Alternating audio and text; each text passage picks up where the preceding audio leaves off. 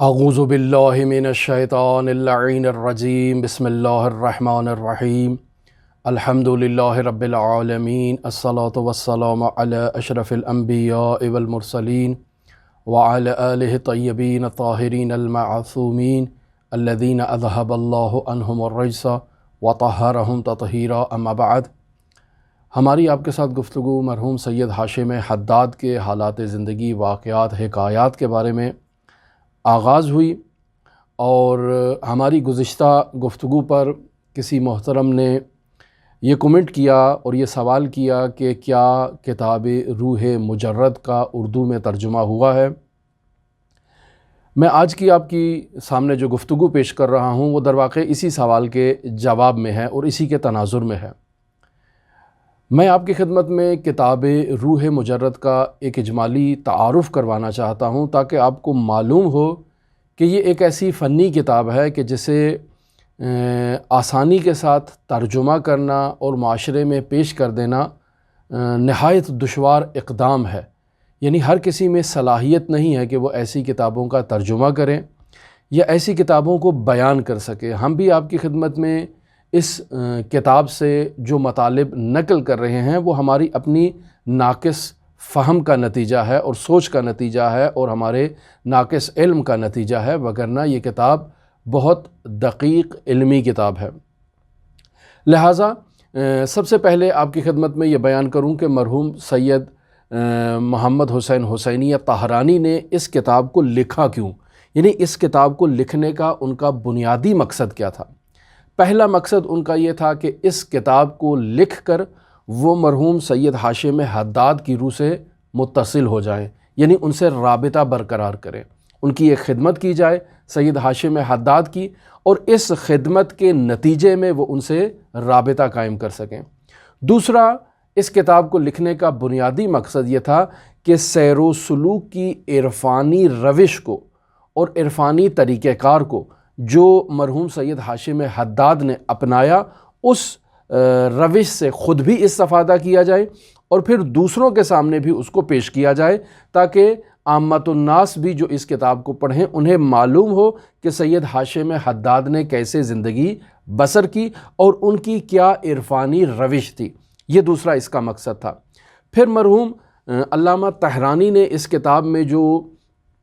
طریقہ کار اپنایا ہے وہ طریقہ کار انہوں نے یہ اپنایا ہے کہ باقاعدہ تاریخوں کے ساتھ انہوں نے واقعات کو قلم بند کیا ہے، یعنی جو چیپٹر بنایا ہے اس چیپٹر کی ایک تاریخ بیان کر دی ہے کہ مثلا فلاں تاریخ کو میں کربلا گیا اور پھر یہ واقعات رونما ہوئے، اس طرح سے میری سید ہاشم حداد سے ملاقات ہوئی، پھر فلاں تاریخ کو ہم ان کے ساتھ کاظمین گئے یا بغداد گئے، راستے میں یہ واقعات پیش آئے۔ تو تمام واقعات کو انہوں نے تاریخی جو تناظر ہے اور تاریخی جو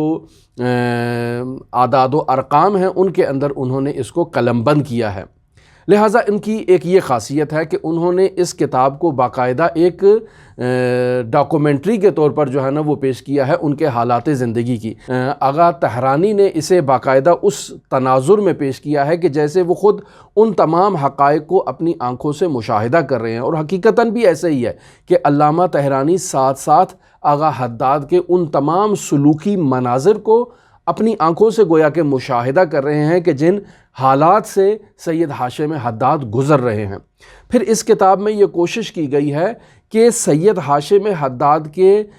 کچھ پہلوؤں کو بیان کیا جائے، اور وہ کچھ پہلو بھی حقیقی ہیں۔ بس اوقات ایک بیان کرنے والا شخص جو ہے وہ کسی شخصیت کے حالات زندگی کو جب بیان کر رہا ہوتا ہے تو تمام پہلوؤں کو تو یقینی بات ہے کوئی بھی شخصیت بیان نہیں کر سکتی ہے، لیکن بسا اوقات یہ ہوتا ہے کہ ہم دینی مطالب کو اپنے تناظر میں بیان کرتے ہیں، یعنی ایک داستان کی کیفیت اس کو دے دیتے ہیں اور ان مطالب کو آگے نقل کرتے ہیں۔ جیسے میں ملموس مثال دوں کہ رمضان المبارک میں یہاں ایران کے اندر باقاعدہ ٹیلی ویژن کے اندر کچھ ایسے ڈرامے، کچھ ایسی سیریلز بنائی جاتی ہیں کہ جو دینی مضامین پر مشتمل ہوتی ہیں، یعنی باقاعدہ ایک کیریکٹر بنایا جاتا ہے کہ جو دینی مضامین کو بیان کر رہا ہوتا ہے اپنے عمل کے ذریعے سے۔ اب یہاں وہ تمام چیز جو فلم بندی کی جا رہی ہے وہ تمام کی تمام کیا ہے، ایک ڈرامائی صورت میں ہے، یعنی وہ شخص حقیقت میں اس کیریکٹر کا مصداق نہیں ہے جس کو وہ ظاہر کر رہا ہے یا جس کو وہ پیش کرنے کی کوشش کر رہا ہے، جبکہ اس کتاب روح مجرد میں جس شخصیت کے حالات زندگی کو بیان کیا جا رہا ہے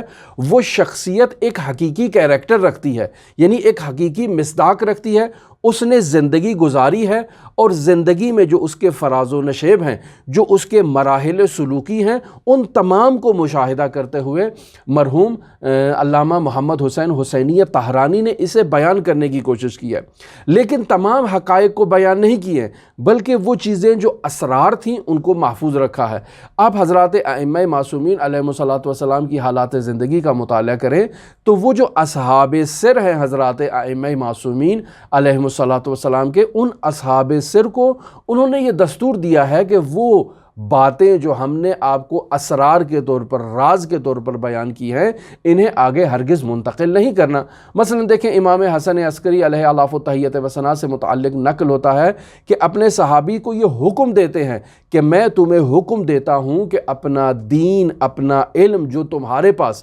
بطور امانت سونپا گیا ہے، یہ وہ اسرار ہیں کہ جن کی تم نے حفاظت کرنی ہے، ان کو ہمارے مخالفین کے سامنے فاش نہ کرو۔ یا بقیہ ائمہ معصومین علیہم الصلاۃ والسلام کے بھی اصحاب سر، جیسے حضرت امام باقر علیہ الصلاۃ والسلام کے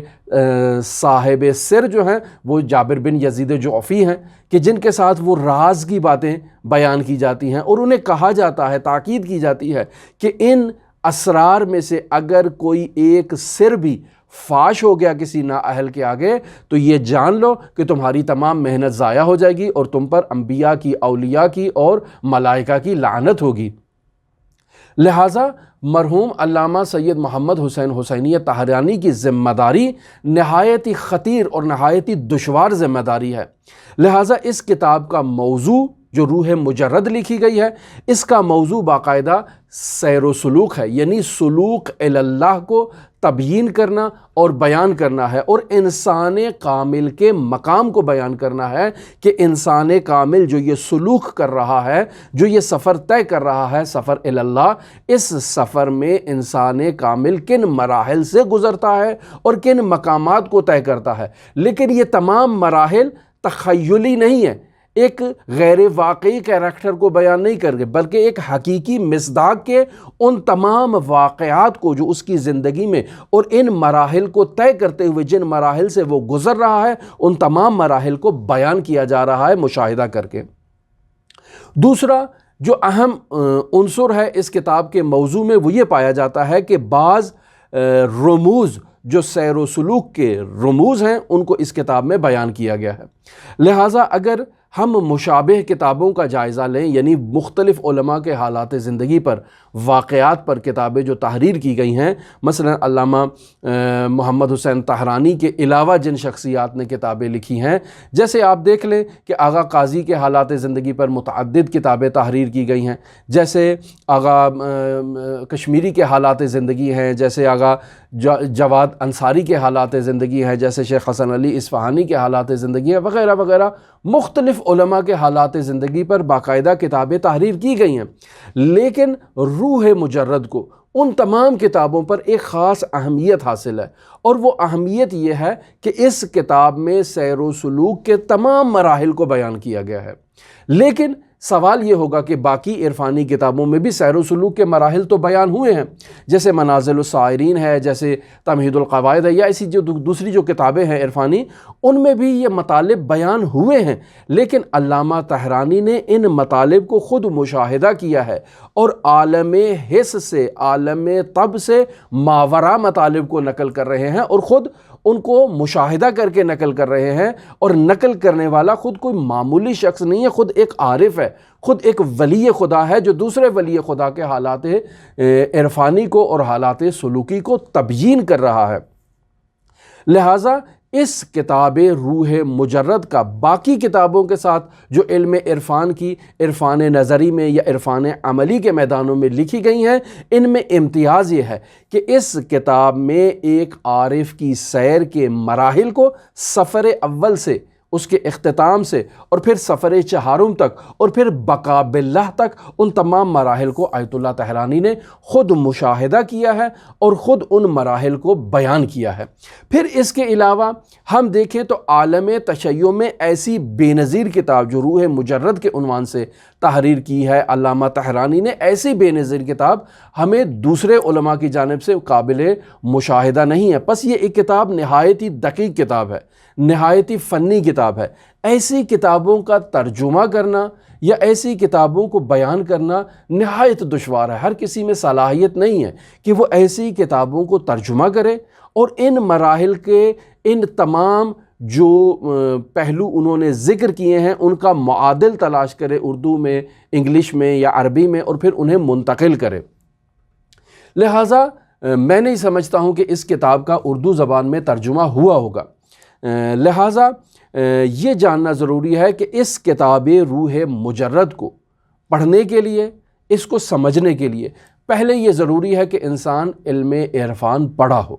یعنی اگر انسان نے عرفانیات سے متعلق کوئی کتاب نہیں پڑھی ہے، منازل السائرین نہیں پڑھی ہے، تمہید القواعد نہیں پڑھی ہے، یا اس کے علاوہ جو کتابیں ہیں اگر ان کو انسان نے نہیں پڑھا ہے تو اس کتاب کو سمجھنا اس کے لیے دشوار ہے۔ کیوں؟ چونکہ اس کتاب میں علامہ طاہرانی ایک شخصیت کے حالات کو بیان کر رہے ہیں کہ جن حالات سے وہ گزر رہا ہے، لیکن ان حالات کو سمجھنے کے لیے انسان کو اس کتابوں کا علم ہونا ضروری ہے۔ اگر انسان نے وہ کتاب نہیں پڑھی ہے تو انسان ان حالات کو جس سے وہ گزر رہا ہے اس کو وہ سمجھ نہیں پائے گا کہ یہ کن حالات سے گزر رہا ہے۔ لہٰذا ایک بات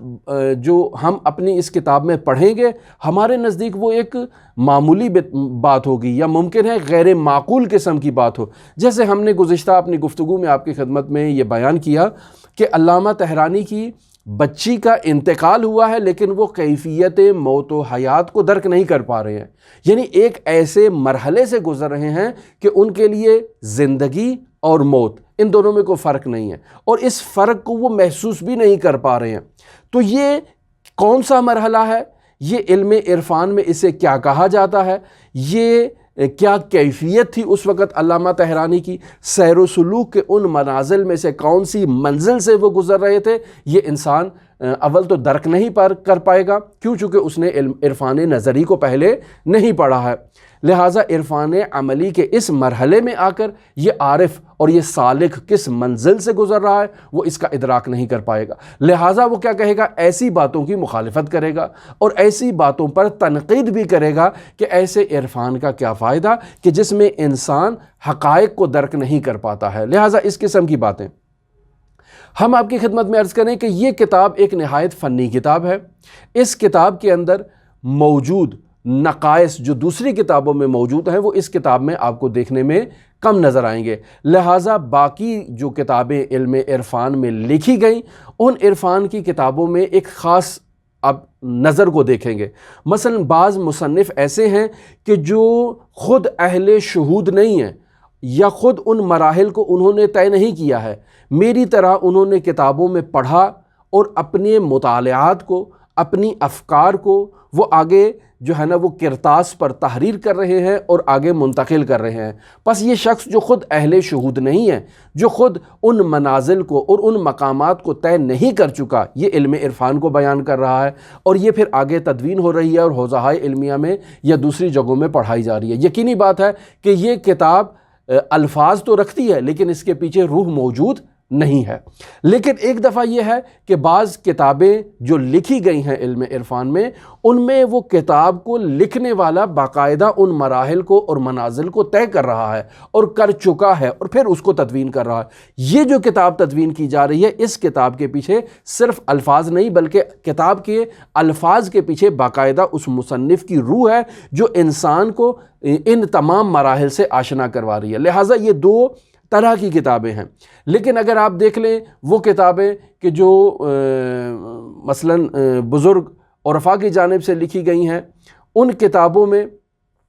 ان کی روح موجود ہے ان کے ساتھ، اور وہ ان مطالب کو ایک ایسے انداز میں بیان کر رہے ہیں کہ وہ افراد جو ان کے اہل ہوں وہ باقاعدہ مرحلہ وار ان کتابوں کو پڑھیں اور آگے جو ہے وہ منازل کو طے کریں اور اسفار اربعہ کو طے کریں، لیکن دوسری کتابوں میں ایسی چیز نہیں ہے۔ تو علامہ طحرانی رحمۃ اللہ علیہ کی کتاب کا بنیادی جو امتیاز ہے وہ یہی ہے کہ انہوں نے اس کتاب میں مرحوم ہاشم حداد کے مکتب سلوکی کو باقاعدہ بیان کیا ہے، باقاعدہ ان کے وظائف کو اور دستور العمل کو بھی بیان کیا ہے، یعنی باقاعدہ مرحوم ہاشم حداد کے ان تمام سلوکی مراتب کو اس انداز میں بیان کر رہے ہیں کہ ایک سالک جو خداوند متعال کے عشق میں سفر کر رہا ہے، اس عشق کا سفر کیسے ہوتا ہے، توحید کا عشق انسان کے اندر کیسے اجاگر ہوتا ہے، کیسے انسان جو ہے وہ ایک مربی جو سیر و سلوک ہے اس سے رابطہ قائم کرتا ہے، پھر کیسے اپنے استاد کی روح سے وہ رابطہ قائم کر کے اس استاد سے کیسے استفادہ کرتا ہے اور کیسے کمالات کے مراحل کو وہ طے کرتا ہے۔ پس اگر یہ کہا جائے کہ یہ کتاب روح مجرد اپنے اسی فیلڈ میں لکھی جانے والی دوسری مشابہ کتابوں کی نسبت بے نظیر کتاب ہے، منحصر بے فرد کتاب ہے، اور ایسی کتاب کو اردو زبان میں یا دوسری زبانوں میں ترجمہ کرنا بہت دشوار ہے، یعنی ترجمہ کرنے والا شخص الفاظ کو تو تبدیل کر دے گا لیکن الفاظ کے پیچھے جو حقائق پوشیدہ ہیں ممکن ہے یا تو ان حقائق تک نہ پہنچ پائے، اور اگر حقائق تک پہنچ بھی جائے گا تو اس کے پاس الفاظ نہیں ہوں گے ان حقائق کو آگے بیان کرنے کے لیے، لہٰذا بہت دشوار ہے اس کتاب کا اردو میں ترجمہ کرنا، لہٰذا میں سمجھتا ہوں کہ اس کتاب کا اردو میں ترجمہ نہیں ہوا ہوگا۔ مثلا میں آپ کی خدمت میں یہ بات نقل کرتا ہوں کہ ایک مرتبہ علامہ سید محمد حسین حسینی طحرانی مرحوم مفسر قرآن علامہ محمد حسین طباطبائی رحمۃ اللہ علیہ سے یہ سوال کرتے ہیں، ان سے پوچھتے ہیں کہ میں نے علی آغا قاضی طباطبائی کے تمام شاگردوں کو دیکھا ہے، ان کا جائزہ لیا ہے، یعنی جو جن تک ان کی پہنچ ہو پائی، چونکہ مرحوم مسقطی تک تو وہ نہیں پہنچ سکے تھے، جن شاگردوں کو میں نے دیکھا ہے ان تمام شاگردوں میں ایک تفاوت کو احساس کرتا ہوں کہ سب یک نواخت نہیں ہے، تمام شاگرد ایک جیسے نہیں ہیں، ایک جیسی ان کی تربیت یا ایک جیسے انہوں نے سلوکی مراتب کو طے نہیں کیا ہے۔ اس کی کیا وجہ ہے؟ یعنی سب مرحوم قاضی کے شاگرد ہیں لیکن آپ ان کی جو روحانی کیفیت ہے اور جو مدارج انہوں نے طے کیے ہیں ان کیفیتوں کو اگر مد نظر رکھیں تو ان عرفاء میں اور ان شخصیات میں کافی تفاوت پایا جاتا ہے، تو آپ مجھے یہ بتائیں کہ اس تفاوت کی بنیادی وجہ کیا ہے؟ تو علامہ طباطبائی رحمۃ اللہ علیہ یہ جواب دیتے ہیں کہ ہمارے استاد علی قاضی طباطبائی حضرات ائمہ معصومین علیہم الصلاۃ والسلام کی جو روش ہے اس روش کے مطابق لوگوں کی تربیت کیا کرتے تھے اور لوگوں کی استعداد، صلاحیت اور توان کے مطابق ان سے گفتگو کیا کرتے تھے، یعنی ایک فرد میں اگر مرحلہ دوم کی صلاحیت نہیں پائی جاتی ہے تو اس مرحلہ اول میں اسے مرحلہ دوم کے مطالب سے آگاہی نہیں دی جاتی اور وہ مطالب اس کے سامنے بیان نہیں کیے جاتے۔ کیوں؟ چونکہ رسول خدا صلی اللہ علیہ وآلہ وسلم فرماتے ہیں کہ اِنَّا مَعَاشِرَ الْأَنْبِيَاءِ أُمِرْنَا أَن نُقَلِّمَ النَّاسَ عَلَىٰ قَدْرِ عُقُولِهِمْ، کہ ہم انبیاء کا گروہ جو ہے وہ ہمیں خداوند متعال کی طرف سے یہ حکم ہے، یہ آرڈر ہے کہ ہم لوگوں کی عقل کے مطابق ان کے ساتھ کیا کریں؟ گفتگو کریں۔ یا امیر المومنین علیہ الصلاۃ والسلام جو ہے وہ لوگوں کو بیان کر رہے ہیں اور فرما رہے ہیں کلم الناس، یعنی لوگوں سے گفتگو کرو، لیکن کس طرح سے گفتگو کرو؟ علی قدر عقولہم، ان کی عقل کے مطابق جو ہے نا وہ ان سے بات کرو، لا علی قدر عقولکم، یعنی تم اپنی عقل کے مطابق، اپنی صلاحیت کے مطابق فرد مقابل کے ساتھ گفتگو نہ کرو، بلکہ فرد مقابل کی صلاحیت کو مد نظر رکھتے ہوئے اس کو اسی معیار کے مطابق اور اسی انداز کے مطابق اس سے جو ہے وہ گفتگو کرو۔ مرحوم علی قاضی طباطبائی رحمۃ اللہ علیہ کی جو سیرت تھی اور جو روش تھی وہ یہ روش تھی کہ وہ اپنے شاگردوں کے مزاج، اپنے شاگردوں کی صلاحیت کو مد نظر رکھتے ہوئے ان کے ساتھ اسرار الہی شیئر کرتے تھے اور انہیں سیر و سلوک سے آگاہی کرتے تھے۔ لہٰذا بعض عرفاء میں ہم دیکھیں گے جو علی قاضی طباطبائی کی شاگردی میں آئے انہوں نے صرف اور صرف کچھ اخلاقی دستورات ان سے لیے اور کچھ اخلاقیات ان سے سیکھی ہیں، لیکن یہ سیر و سلوک کے مراحل ان سے انہوں نے نہیں سیکھے۔ لہٰذا مراتب پائے جائیں گے علی قاضی طباطبائی کے شاگردوں میں، تمام شاگرد ایک جیسے نہیں ہیں۔ لیکن ہم نے ابھی تک آپ کی خدمت میں جو بیان کیا جن شاگردوں کے حالات زندگی، یہ تمام کے تمام شاگرد ہمارے معاشرے میں موجود علماء سے بہت متفاوت ہیں، ایک دوسری وادی کے انسان ہیں۔ گویا کہ ہم ایسے علماء کو آج تک ہم نے اپنی زندگی میں مشاہدہ نہیں کیا، ان تمام علماء کو، جبکہ ان تمام علماء کی جو کیفیت تھی وہ ایک جیسی نہیں تھی، سب آپس میں بہت ہی ان میں تفاوت پایا جاتا تھا۔ آخری مطلب جس کی طرف میں آپ کی خدمت میں اشارہ کروں وہ یہ ہے کہ مرحوم علامہ طاہرانی نے اس کتاب کو ایک ایسے انداز میں لکھا ہے کہ جو شخص بھی اس کتاب کو پڑھے گا اس کے وجود میں ایک انقلاب آ جائے گا، یعنی وہ اس کتاب کو پڑھنے سے اپنے وجود میں ایک تبدیلی کو واضح طور پر مشاہدہ کرے گا کہ میں کس دنیا کا انسان تھا، اور یہ کتاب جو میں پڑھ رہا ہوں اس کتاب کا لکھنے والا اور اس کتاب میں جس کیریکٹر کو پیش کیا جا رہا ہے وہ انسان کس دنیا کا مالک ہے۔ انسان جب اس کتاب کو پڑھے گا تو اس کو ان چیزوں کے بارے میں سوچنے کا ایک موقع ملے گا۔ لہٰذا اس کتاب روح مجرد کے بارے میں یہ بات معروف ہے کہ علامہ طاہرانی نے اس کتاب کے الفاظ کے پیچھے اپنی روح کو اور اپنے نفس کے تصرف کو شامل کر رکھا ہے کہ جو کتاب شخص بھی، جو قاری بھی اس کتاب کو پڑھے گا اس کو اپنے وجود میں ایک تبدیلی نظر آئے گی، یعنی پہلے وہ خداوند متعال کا عاشق نہیں تھا، اس کتاب کو پڑھنے سے اس کو اپنے وجود کے اندر توحید سے متعلق اور سیر و سلوک سے متعلق ایک عشق نظر آئے گا۔ لہٰذا یہ کتاب انسان کو موحد بناتی ہے، ایک انسان کو ولایت کے دروازے پر لے کر آتی ہے اور حقیقی طور پر مولائی بناتی ہے۔ لہٰذا علامہ طاہرانی نے اس کتاب کو جو تحریر کیا وہ مرحوم ہاشم حداد سے پہلی ملاقات کے 36 سال بعد تحریر کیا، یعنی ہم آپ کی خدمت میں عرض کر چکے کہ علامہ طاہرانی کل ٹوٹل 28 سال مرحوم ہاشم حداد سے استفادہ کرتے رہے۔ ہاشم حداد نے بھی علی قاضی طباطبائی سے 28 سال استفادہ کیا ہے، لیکن 28 سال کے بھی 8 سال بعد یعنی 36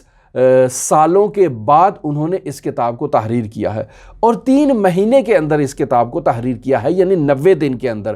اور پھر اس مطلب کو بیان کرتے ہیں کہ ابھی میں نے اس 700 صفحات کی جو یہ کتاب میں نے تحریر کی ہے اس میں ہاشم حداد کی زندگی کا ایک ذرہ بھی بیان نہیں کیا ہے، یعنی وہ چیزیں کہ جو ولی خدا کے بارے میں مجھے مخفی رکھنا تھی، جو اسرار تھے، ان اسرار کو تو ابھی میں نے ذکر ہی نہیں کیا ہے۔ یہ تو وہ عام باتیں ہیں کہ جو لوگ جانتے ہیں، ان باتوں کو میں آپ کی خدمت میں بیان کر رہا ہوں، ابھی تو اسرار باقی ہیں۔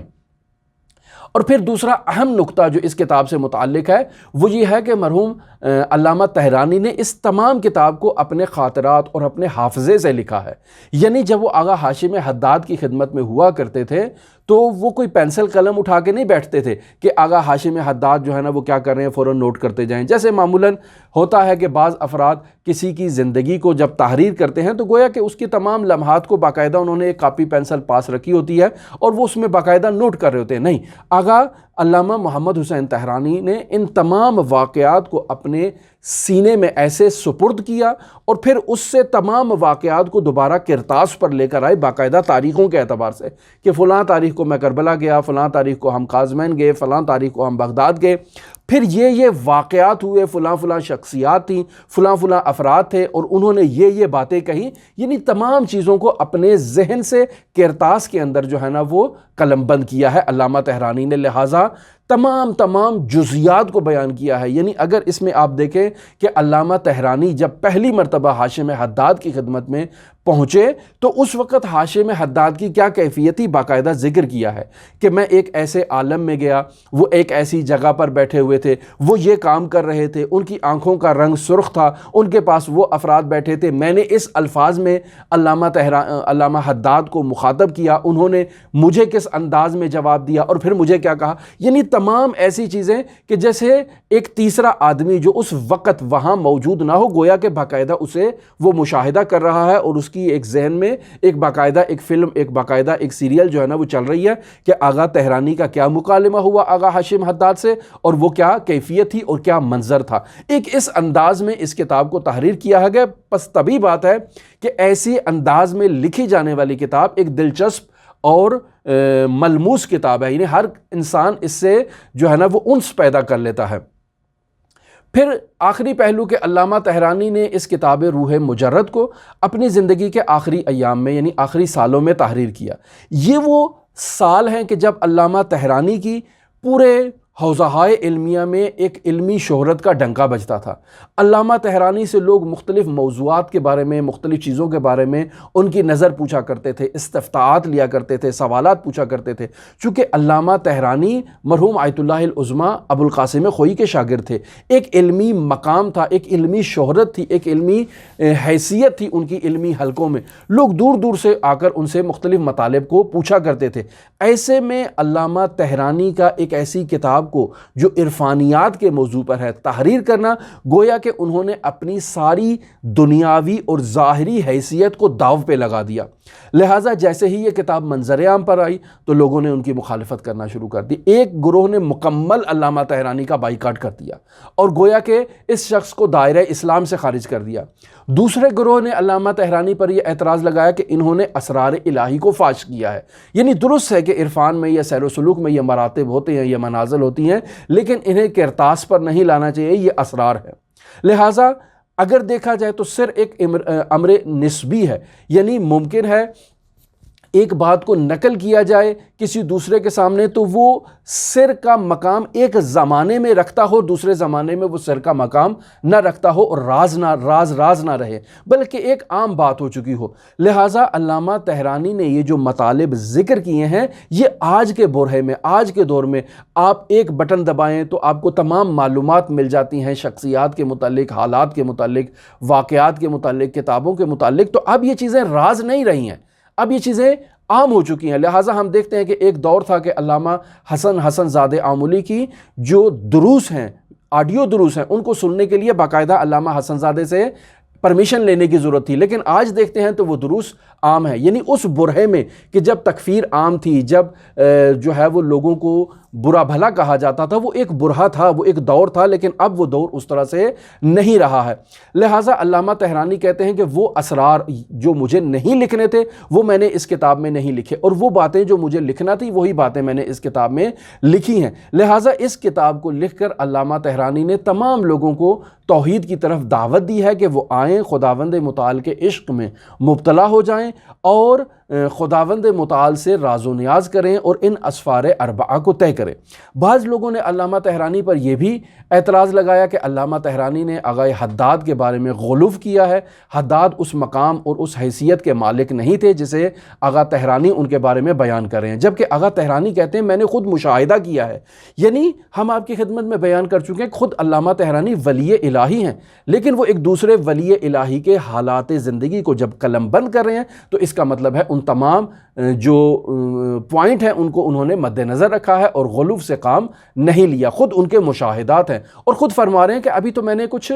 تحریر ہی نہیں کیا ہے، اور فرماتے ہیں کہ الحداد وما ادراک ما الحداد، کہ آپ کو کیا معلوم حداد کیا چیز ہے۔ ہماری گفتگو اسی کتاب روح مجرد کے بارے میں آپ کے ساتھ جاری ہے، اور میں آپ کی خدمت میں یہ بیان کرتا چلوں کہ ہم بھی اپنی بساط اور اپنی حیثیت کے مطابق مطالب کو نقل کریں گے۔ میں پہلے احتیاط کر رہا تھا کہ شاید اس کتاب کو بیان کرنا مناسب نہ ہو، لیکن جب ہم نے اب اس کو شروع کیا ہے تو کوشش کریں گے کہ اپنی ظرفیت اور صلاحیت کے مطابق بیان کریں، وگرنہ خود یہ کتاب ایک عظیم کتاب ہے۔ وہ انسان جنہیں فارسی آتی ہے وہ اس کتاب کو خود مطالعہ کرے، خود اس کو پڑھے تو وہ اپنے اندر ایک تبدیلی کو محسوس کرے گا۔ ہماری گفتگو آپ کے ساتھ جاری ہے، اگر آپ دلچسپی رکھتے ہوں تو ہمارے ساتھ رہ سکتے ہیں۔ اللہم صلی علی محمد و آل محمد وعجل فرج قائم آل محمد۔